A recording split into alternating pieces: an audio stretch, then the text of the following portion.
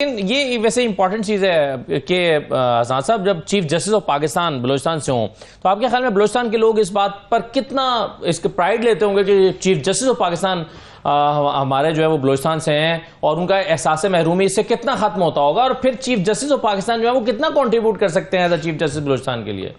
देखिए, जब chief justice काजी फैसल ज़ेर एताब थे और प्रेसिडेंशियल रेफरेंस उनके खिलाफ चल रहा था तो बलूचिस्तान बार उनके साथ खड़ी थी, सारे वकला जो है बलूचिस्तान के उनके साथ खड़े थे और ये उम्मीद की जा रही थी कि ये जब आएंगे तो ये जो मिसिंग पर्सन का केस है और ये इफ्तिखार चौधरी साहब ने टेकअप किए, ये टेकअप करेंगे उस मामले को। इन्होंने एक जनरल मिसिंग पर्सन का केस जनवरी में टेकअप किए, एक हियरिंग की, उसमें जो है वो कुछ रिमार्क्स आए, कुछ उन्होंने कहा कि हुकूमत थ्रू अटॉर्नी जनरल अंडरटेकिंग दे कि आइंदा कोई जो है वो खिलाफ कानून किसी को उठाया नहीं जाएगा। उसके बाद वो हियरिंग नहीं हुई, जनवरी अब तो सितंबर हो गया। उसके बाद हालांकि अब छुट्टियां भी नहीं की चीफ जस्टिस काजी फैसल ने, मौजूद थे। मेरा ख्याल है कि चीफ जस्टिस काजी फैसल को रोल प्ले करना चाहिए था वो, क्योंकि इस वक्त जो मौजूदा हुकूमत है उनका भी बड़ा ट्रस्ट है, फिर उनका तल्लक भी बलूचिस्तान से है। वो एक किस्म का इशू रिजॉल्व ना होता तो कम अज़ कम वहाँ एक डिबेट, एक बात हो जाती, उनकी बात सुन ली जाती, क्योंकि ये इशू इतना आसान नहीं है, ये पोलिटिकली रिजॉल्व होना है। और इस वक्त जो मसला आ रहा है वो ये आ रहा है कि एक तरफ वहाँ वो लोग हैं जिन्होंने बंदूक उठाई हुई है, दूसरी तरफ वो लोग हैं जो बहुत ज़्यादा, जिन पे वो पब्लिक का ट्रस्ट नहीं है, वो ज़्यादा हमारे किसी और यानी वो करीब है, करीब है। लेकिन मसला ये है नहीं, जो रिप्रेजेंटेटिव्स हैं, जेन्युइन रिप्रेजेंटेटिव्स जो हैं, जो जिस तरह अख्तर मेंगल साहब हैं, हासिल बेरंजो साहब थे, इन लोगों को अब इन लोगों की ग्रीवेंस हैं कि हमारे इलेक्शन में बहुत ज़्यादा धांधली और जिस तरीके से जिन लोगों को जितवाया गया, उनके वोटर को भी यही बात है। मेरा ख्याल है कि ऐसी जो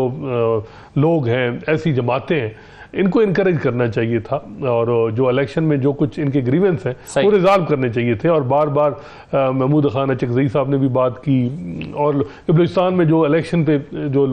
लोगों के ग्रीवेंस हैं तो वहाँ के जो अवामी उमंगों को रिफ्लेक्ट करते हैं वो लोग असम्बलियों में आए तो ज़्यादा बेहतर है। बिल्कुल सही है। एक चीज़ मैं और आपसे हसन साहब जानना चाहता हूँ और फिर ब्रिगेड साहब के पास भी जाता हूँ, और वो मामला है डीजी एस्पायर ने जो आज जनरल फैज़ हमीद के हवाले से बात की है। उन्होंने कहा फ़ौज का कोई सियासी एजेंडा तो है नहीं, और उन्होंने कहा कि मगर मखसूस सियासी एजेंडे को परवान चढ़ाने के लिए अगर कोई किरदार अदा करेगा तो उसके खिलाफ कानून अमल में आएगा। नैब तरामीम केस का फैसला कल सुबह 8:30 बजे आ रहा है, 9:30 बजे इनफैक्ट ये फैसला सुनाया जाएगा। जून में के पहले हफ्ते में 5 तारीख को ये फैसला महफूज हुआ था। अब इसमें मामला ये है, जो हसन मलिक साहब इस पर तफसील से वैसे गुफ्तगू करेंगे, लेकिन हुकूमत की जो इस पर अपील है अगर वो मंजूर हो जाती है तो इसका फ़ायदा इमरान खान को हो सकता है। क्या हो सकता है हसन मलिक साहब? देखिए, पाकिस्तान में जो फैसले सियासी केसेस चलते हैं वो बहुत कम ही लीगल ग्राउंड पे चलते हैं, वो हालात पे चलते हैं जी। ये लीगली तो मे भी फ़ायदा हो, लेकिन हालात जो है वो साजगार नहीं है पीटीआई के और इमरान खान। लीगली फ़ायदा हो सकता है कि फ़ायदा पहुंचेगा या नहीं, पहुंचेगा कि नहीं ये बात है, कोई और तरीका भी निकाला जा सकता है और भी। तो मेरा ख्याल है कि ये है कि इसमें बहुत ज़्यादा जो फ़ायदा है वो नून लीग और पीपल्स पार्टी को होगा। अच्छा, ये जरदारी साहब के बहुत सारे केसेस हैं, फेक अकाउंट के, फरियाल तालपुर,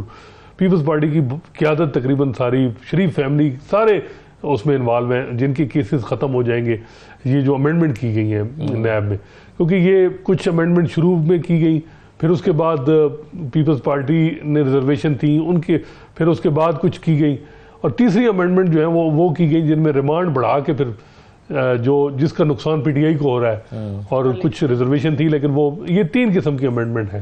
तो अब देखते हैं, मेरा ख्याल है कि ये कहा जाएगा कि पार्लियामेंट के पास इख्तियार है कि वो कानून बना सकता है, और जस्टिस काजी फैसल तो एक ही बात करते हैं कि पार्लियामेंट सुप्रीम है, वो कानून हर किस्म का बना सकती है। तो अब देखते हैं कि कल का जो फैसला रिटर्न है उसमें, और फिर क्या किसी जज का एडिशनल नोट भी आएगा, खासकर जज सतर मिनल्ला, वो अमूमन हाई प्रोफाइल केसेस में एडिशनल नोट लिखते हैं, वो बड़ा इंपॉर्टेंट होता है और ज़्यादा उस पर बहस मुबासा होता है। अब वो क्या आप कर रहे हैं, क्योंकि यानी आपकी जो नज़र है वो इजाफी नोट के ऊपर है। देखिए, कारी साहब का भी नोट जो मेन फैसला है वो भी इम्पोर्टेंट होगा। देखते हैं इसमें, क्योंकि इमरान खान साहब खुद वीडियो लिंक के जरिए पेश हुए थे और उसमें उन्होंने कहा था कि अगरचे मुझे इससे फायदा होगा, लेकिन मैं चाहता हूं कि ये तामीम नहीं हो। तो उनका हर फैसला, एक एक वर्ड जो है वो देखा जाता है कि उसका क्या मैनी है, उसका मतलब क्या है। तो इस वजह से मेरा ख्याल है कि ये तो आप ये कह रहे हैं कि बेसिकली पीएमएलएन और पीपल्स पार्टी की लीडरशिप तो इसकी बेनिफिशियरी होगी, बिल्कुल ज्यादा बेनिफिशियरी होगी, लेकिन ये जो तोशाखाना का केस है, 190 मिलियन पाउंड, 190 मिलियन पाउंड, ये एक हद तक कि जी अगर काबीना का फैसला है तो वो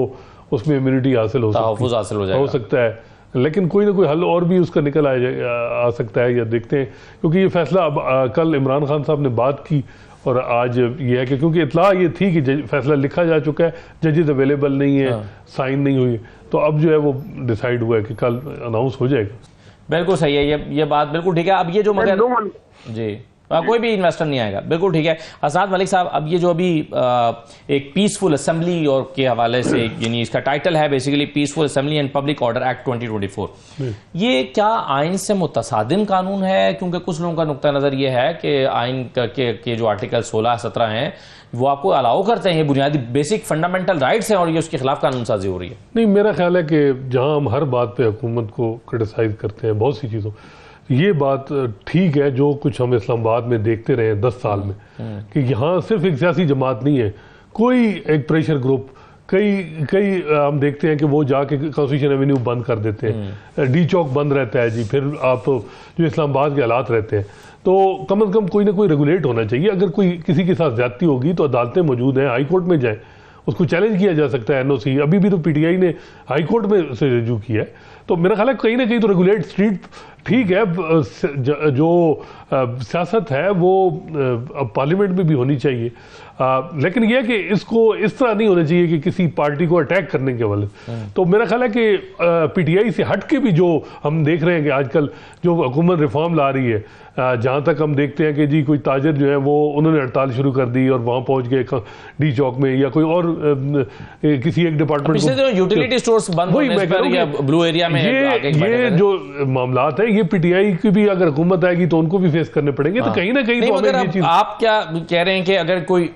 यूटिलिटी स्टोर है मसलन या पीडब्ल्यूडी है, उसके मुलाजमीन अगर एहतजाज करना चाहते हैं, नहीं, लेकिन तो वो कहेंगे कि आप इजाजत दें, हम आकर जो है वो अपने राइट्स के लिए डी चौक में, या चले डी चौक तो एक ब्लू एरिया उसके पास हो जाता है ना, रेड जोन के पास, हम ब्लू एरिया या किसी और शाहरा पर आना चाहते हैं, तो जाहिर है गवर्नमेंट अलाउ नहीं करेगी, तो एहतजाज फिर कैसे होगा? देखिए, एहतजाज जो मेरा ख्याल है कि कहीं भी हो सकता है, लेकिन जो ये रास्ते बंद करना ये मुनासिब नहीं है। और यहाँ हम देखते हैं कि लोगों की जिंदगियां जो है वो जीरन हो जाती हैं। अभी फैजाबाद बंद था तो क्या, और ये मेरा ख्याल है कि पीटीआई से ज्यादा और जो प्रेशर ग्रुप्स हैं उनको हवाले से भी बड़ा जरूरी है कि मुल्क में अब थोड़ा बहुत जो है वो इस तरफ आना चाहिए। और भी तो रिफॉर्म अगर कल इनकी हुकूमत पीटीआई की आएगी तो इनको भी इस किस्म की परेशानियां आ सकती हैं। तो यहाँ जहाँ तक बात है कि एक जमात को अगर इस तरह का मामला आएगा तो अदालतें खुली हैं, अदालतों में जा सकता है, फिर ये कमेटी में बिल गालबन रेफर हो गया तो वहाँ ये अपनी इनपुट दे सकते हैं, इसको रैशनलाइज किया जा सकता है। लेकिन कुछ ना कुछ करने की जरूरत है। फैजाबाद धरना की जजमेंट है काजी फैसल साहब की, उन्होंने भी कहा था कि इसको रेगुलेट करना चाहिए। अब जिस तरह फैजाबाद उस वक्त टीएलपी ने वो पूरा इंटरचेंज बंद किया, 2 हफ्ते तक जो है कोई वकील जो है वो वहाँ रावलपिंडी से इस्लामाबाद नहीं आ सकता, ये भी तो मुनासिब नहीं है ना। कोई ना कोई तो रेगुलाइज करना चाहिए।